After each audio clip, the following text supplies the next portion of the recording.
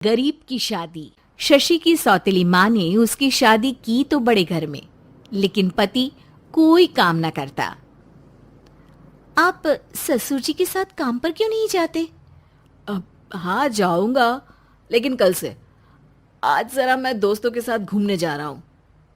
शशि के 2 बच्चे होते हैं, लेकिन रमेश का हाल वैसा का वैसा ही रहता है।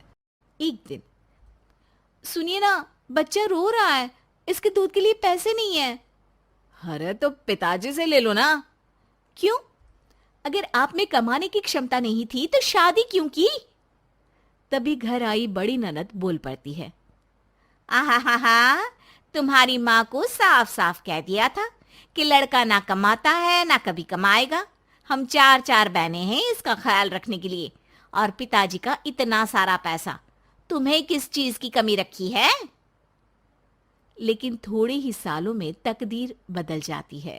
शशि का ससुराल गरीब हो जाता है। सब बिकने के बाद शशि अपने पति, बच्चे और सास के साथ किराए के मकान में आ जाती है। मैं कोई नौकरी करना चाहती हूँ दीदी। अरे इतने बड़े घर की बहू थी शशि, तुम नौकरी करोगी? नहीं नहीं नहीं नहीं। नहीं करूंगी तो घर कैसे चलेगा? बच्चों को भी तो पालना है ना। तभी शशि का भाई आ जाता है। शशि, ये ले राशन का सामान। किसी भी तरह की कोई भी जरूरत हो तो बताना। भाई, अब मैं नौकरी करूंगी। देख बहन, वैसे तो मैं तेरे साथ हूं, लेकिन हाँ, मैं ये भी चाहता हूं कि तू अपने पैरों पर खड़ी हो जा। शशि को एक प्ले स्कूल में छोटे बच्चों को संभालने की नौकरी मिल जाती है। एक दिन, शशि, मेरे स्कूल को अब तुम संभाल लो। मैं कुछ दिनों के लिए अपने बेटे के पास जा रही हूं। लेकिन प्ले स्कूल अकेले मैंने कभी नहीं संभाला है। अब ये सब मैं नहीं जानती। इतने महीनों में तूने जो देखा, बस पूरे आत्मविश्वास के साथ उसे करना। शशि नीलम के जाने के बाद पूरे 1 महीने उसका स्कूल अकेले संभालती है, और फिर एक दिन आता है जब वो अपना खुद का स्कूल भी खोल लेती है। वाह शशि, तुमने आज मेरा सर गर्व से ऊंचा कर दिया।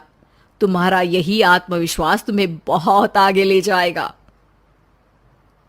नीलम, बहुत आगे जाने की चाह नहीं है, बस ये छोटा सा स्कूल मेरे बच्चों की अच्छी शिक्षा में मेरी मदद करे, यही मैं चाहती हूँ।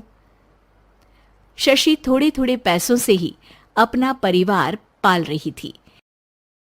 एक दिन उसके घर उसकी बड़ी ननद आती है। अरे भाभी, घर में कूलर तो लगा लेती, मेरी माँ को कैसे पंखे में लिटा रखा है। अरे तो शशि कौन सा एसी लगा कर सो रही है? वो भी तो यहीं रहती है ना मेरे पास। ज्यादा यहाँ आकर मेरी बहू को परेशान ना किया करो। हाँ हाँ, मुझे भी शौक नहीं है इस छोटे से घर में आने का। मैं तो बस ये बोलने आई थी कि मेरे बेटे की शादी है तो ननिहाल का जो नेग होता है वो ले आना।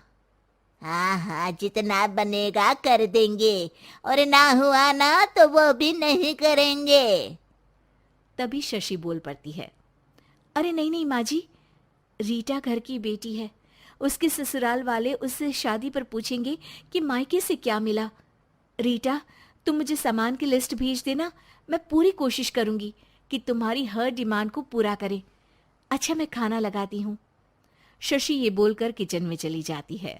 धीरे धीरे कर शशि किसी न किसी तरह अपनी सारी ननदों की डिमांड भी पूरी करती, बच्चों की ख्वाहिशें भी, और उनकी पढ़ाई के लिए पैसे जोड़ती। एक दिन जब शशि का बेटा 12वीं पास करके आता है। माँ, अब तुझे काम करने की जरूरत नहीं है। मैं अब कोई ना कोई नौकरी करके पढ़ाई भी साथ कर लिया करूंगा। शशि को लगता है कि बेटा और आगे पढ़ाई करे, लेकिन वक्त की मार के कारण वो बेटे को काम के लिए हाँ कर देती है। अब बेटा एक बैंक में चपरासी बन जाता है। है लड़का, देखने में तो बड़ा अच्छा है, अंग्रेजी भी पटर पटर बोलता है, फिर चपरासी क्यों? लड़का सारी बात मैनेजर को बता देता है। अच्छा, तो मैं तुझे एक मौका देता हूं। तू यहां रहकर दूसरे डिपार्टमेंट का भी काम सीख। अगर तू किसी एक का भी काम अच्छे से सीख गया तो मैं तुझे यहाँ टेबल चेयर में बैठने वाली नौकरी दे दूंगा। लेकिन एक दिन शशि की ननद उसे फोन करती है। अरे भाभी, देखो मायका तो मेरा तुम लोगों से ही है। मैंने आपके बेटे और मेरे भतीजे प्रदीप के लिए यहाँ एक नौकरी देखी है। पूरे 5,000 मिलेंगे। वैसे करता ही क्या है, चपरासी ही तो है ना। कोई बात नहीं रीटा, मैं उसे इस शहर के बाहर नहीं भेजना चाहती हूँ। बाकी वो शाम को आएगा तो मैं पूछ लेती हूँ। वहीं प्रदीप मैनेजर की बात से खुश हो जाता है और मैनेजर के काम पर ही नजर रखने लगता है। वो उनकी तरह के पेपर पढ़ता, काम करता और आने वाले लोगों की बातें सुनता। एक दिन बैंक में ऑडिट वाले आते हैं। ये गलत है, पूरी बैलेंस शीट नहीं मिल रही है, कहीं ना कहीं गड़बड़ है। ए मैनेजर, क्या करते हो? बैंक के पैसों का हिसाब सही नहीं है। मैनेजर के पसीने छूट जाते हैं। तभी प्रदीप वहां जाता है। अब क्या मैं ये बैलेंस शीट देख सकता हूँ? अरे बेटा, मजाक नहीं, जाओ पानी लेकर आओ एक गिलास। प्रदीप मैनेजर को पानी लाकर देता है और फिर ऑडिटर से कहता है, देखिए सर, मैं आपको बता सकता हूँ कि कैसे बैलेंस शीट को आप लोग गलत तरीके से जोड़ रहे हैं। ऐसा बोलकर प्रदीप एक एक कर सारे डाउट क्लियर कर देता है। अरे हाँ, ये तो पॉइंट हमने देखे ही नहीं थे। गुड, कौन है ये बच्चा? तभी मैनेजर बोल पड़ता है, अब हमारे यहाँ अकाउंट में नया आया है। ऑडिटर के जाने के बाद, वाह प्रदीप, आज तो तुमने मेरी नौकरी बचा ली। और आपने भी तो मेरी नई नौकरी लगा दी, अकाउंटेंट की। बस फिर क्या था, प्रदीप ने एक बार जो सफलता की सीढ़ी चढ़ी, बस चढ़ता ही चला जाता है। फिर एक दिन शशि की ननद, अरे भाभी कैसी हो?